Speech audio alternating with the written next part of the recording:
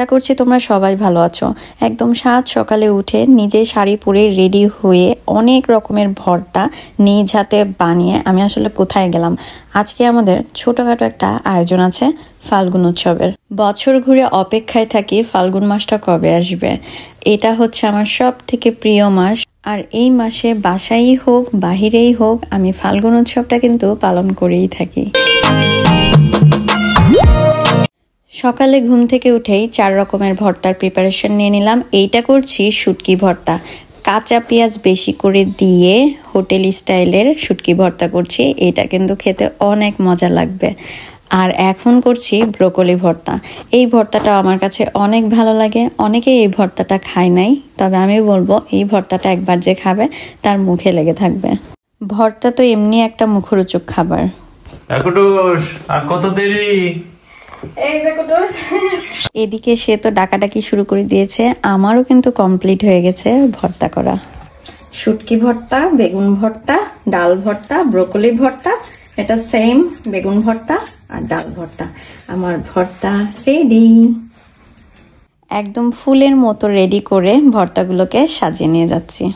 কোনো খাবার রেডি করার পরে যদি সুন্দর করে একটু পরিবেশনা করা যায় তাহলে কিন্তু দেখতে এবং খেতে দুইটাই ভালো লাগে। সাথে আরো কিছু ড্রাই খাবার নিয়ে আমরা বাসা থেকে বের হয়ে পড়লাম বিসমিল্লাহ বলে। এই তো এখন রওনা দিব, 1 ঘন্টার মধ্যে পৌঁছায় যাব, তারপর আমাদের ভর্তা পার্টি শুরু হয়ে যাবে। আমি ঠিক সময় মতো পৌঁছায় গেলাম, যে দেখলাম সবাই তো হলুদ শাড়ি পরে হলুদ পরি হয়ে রেডি হয়ে বসে আছে বসন্তর সাজে। তারপর আমরা পার্কে চলে গেলাম, যেহেতু খাওয়া দাওয়া করবো এটার জন্য আমরা 3টা বিছানা চাদর পেরে দিলাম। ফাল্গুনের এই সুন্দর কেকটি বানিয়েছে শান্তা ভাবি। কেকটা খেতে অসম্ভব মজার ছিল, এতই মজার ছিল যে বাকি অর্ধেকটুকু বিড়াল এসে খেয়ে নিল। পাকান পিঠা, জামাই পিঠা, তাহলে বউ পিঠা কই ভাবি? ঝাঁজ আছে, এটা হচ্ছে বউ পিঠা। নোয়াখালীর নাম করা নাকি এমনি ওখানেই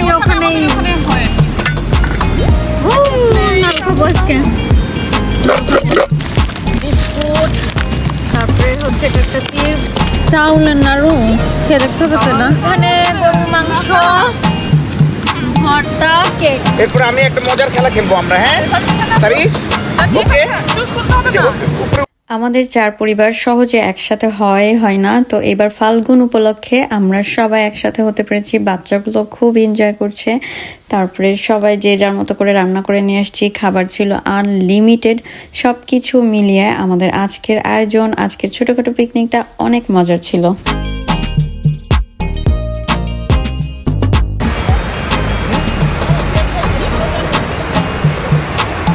ভাবছি যে মামুন ভাই ক্যামেরায় বেড় আসতেছে না, তুমি সুরজ ভাই তো বেড় আসার কথা, মানে তারপর অ্যাক্টিং দেখেন।